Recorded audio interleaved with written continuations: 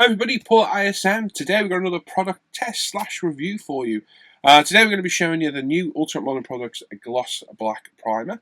It's available in 120ml and 60ml bottles, $9.49 and $5.49, and it's available direct from us at www.umpretail.com. Now, we've had our primers on the market for some time now. They're produced by a very well-known company in the United States. They've proven very, very successful and popular over the time we've had them now, which is well over a year. Before that, the original product proved unbelievably successful and is arguably the best polyurethane primer on the market. So we've got the new Gloss Black Primer. It's been out for a little bit now, and I'm going to put it to the test today. So this is ideal. The difference is, a few people want to mention that they're a little bit confused about a Gloss Black Primer. We did a normal primer, which is a satin mattifier. This is gloss. Now, the idea of a gloss, it's ideal for underneath high shine metallics. Usually calls for a lacquer or an enamel-based product to get that high shine, to put the metal finish on it. This solves that in a much safer and friendlier format. Now, I use primers a lot for things like on this bike. I've got the new Tamiya Africa Twin bike. Now, all the black work on that, all the framework, everything has been done in primers. Different primers, UMP primer, Mr. Surfacer, and if you look at that part just there, that is gloss black, and that is our primer. So you can see all the different effects you get off the different colours. So I utilise that quite a lot on things like that. A lot of the metallics, like the engine, they were primed in the gloss black as well, and then put over the top, and it gives the base colour.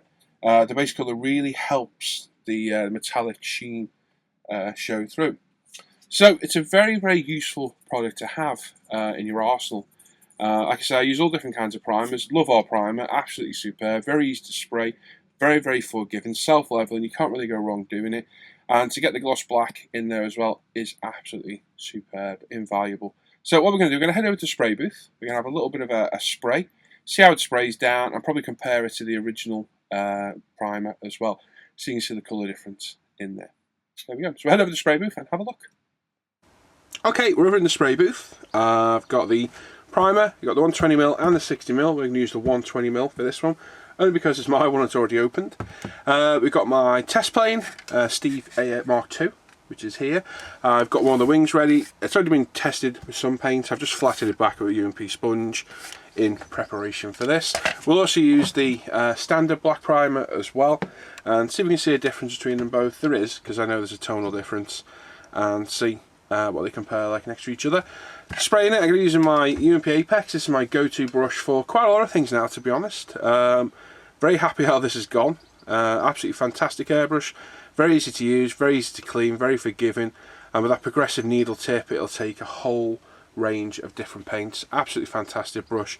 And it's just so simple to clean. It really is. And absolutely loves our primer. So we're about 24 psi. The airbrush is nicely cleaned out. I'm going to pop my booth on. Hopefully it's not too noisy. Beautiful summer's day today, so all the windows and door are open.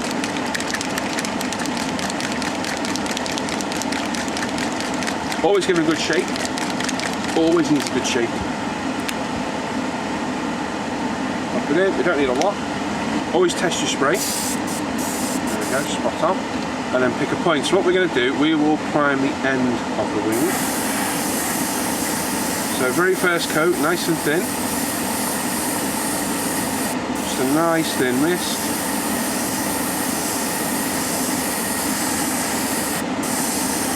And build it up slowly until you get nice even coverage, and you can come back in a little bit thicker.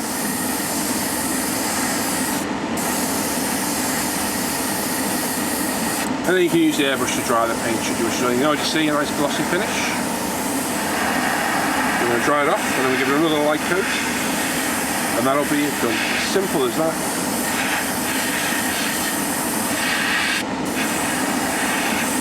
We're going to mist it on again.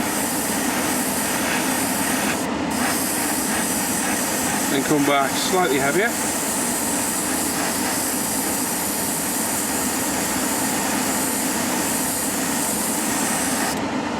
There we are. That's a nice wet coat. Superb. I'll pop that to one side to dry. As always, it's just as easy and simple to clean. Anything you've got in your colour cup, fire away into your airbrush cleaning station cup. A bit of UMP cleaner in the cup. Brush. Give it a good swirl round. Really is that quick and simple to do. So I'm going to knock that off for a second so I can talk to you guys unhindered. There we are, wipe your brush off. A little bit of a backflow. Does anybody ever tell you backflowing damages your airbrush? It doesn't. Tip away any excess. Fire away the paint that's left. And that should be fairly clean. There we go. Spotless inside.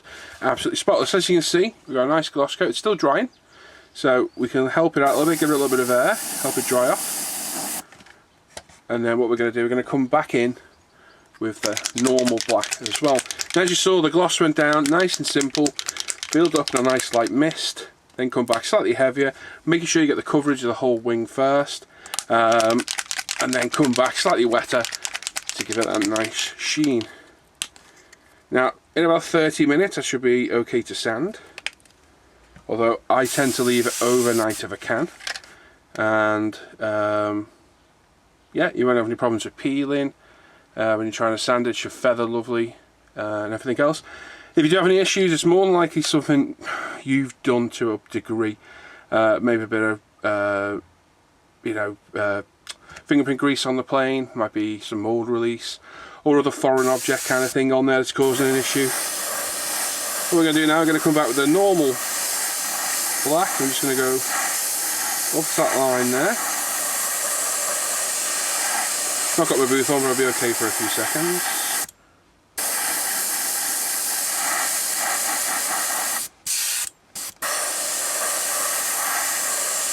We'll just show the difference between the satin and the glossier effect of the two primers. There we go.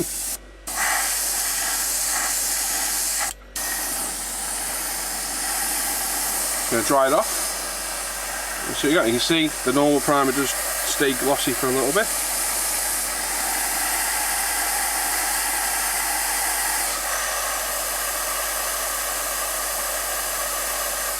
Airbrush is excellent for drying off paint.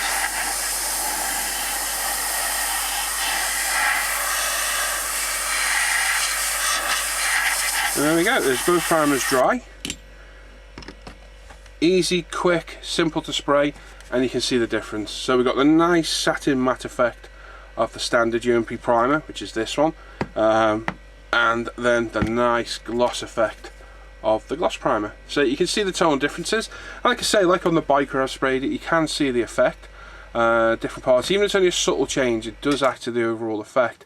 Now, to lay a metallic coat over the top of that, that's going to look absolutely fantastic, and I will show you that in use now. I'll pick a metallic colour and we'll spray it over the top, and I can show you the effect of it. But you can see the marked difference between the two primers.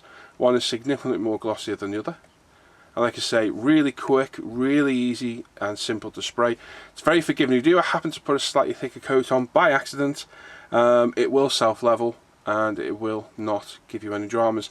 I don't put it on thin. I know how to use this stuff and using it for long enough. As long as you get that mist coat down to get the coverage, you can come in a little bit thicker then afterwards and you'll have no issues. But you can see the difference there between the two colours. So what I'm going to do, I'm going to clean my brush out and I'm going to grab a metallic colour and we'll spray it over the top of the gloss black base and see how it looks. Okay, so I've got AK Interactive's Extreme Metal Chrome. These are more and more becoming my go-to metallic colours.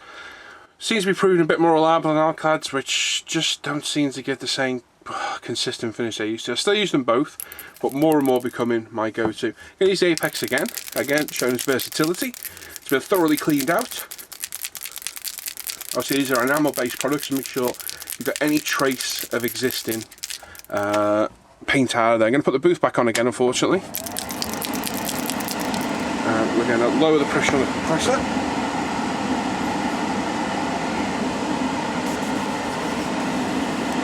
Hopefully not too low. Give that a good shake. And pop a little bit of the colour cup.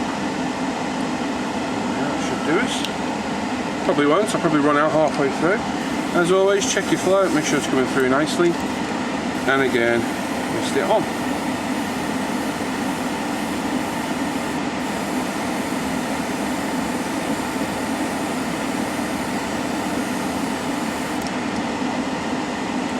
There you see that beautiful high shine we've got already. Just from a couple of light coats.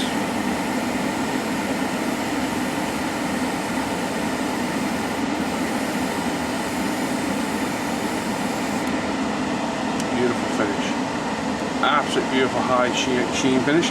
Now I'm going to spray over all the black primer, but because of the nature of the cameras, you probably won't see any difference to the naked eye. But to me there is, and there already is. It's nowhere near as shiny. I got that slight demarcation between the primers.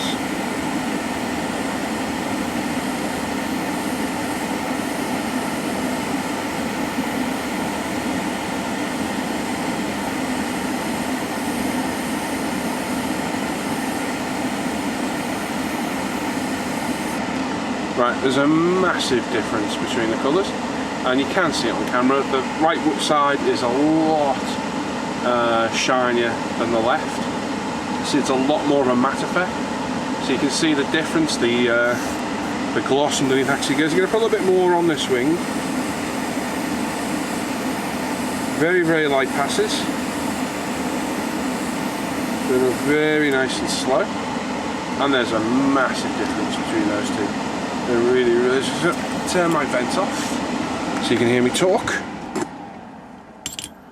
Clean my airbrush out quickly.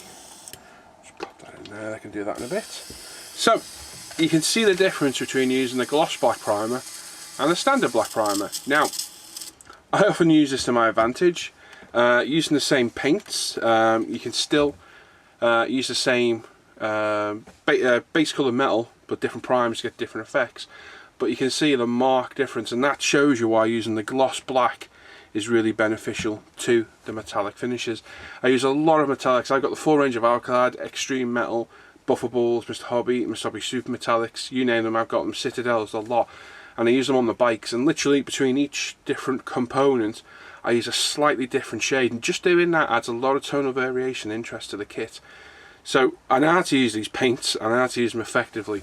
And you can see the difference just by using a different primer. That's still a very nice effect, you know, it's a very good effect, but you can see the difference of using the gloss black on the chrome.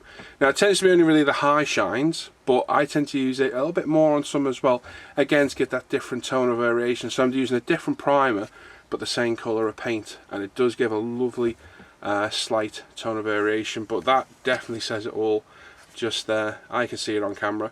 This looks a lot more silver as well. This is obviously a lot more dull. So there you go. Marked difference, it really, really is.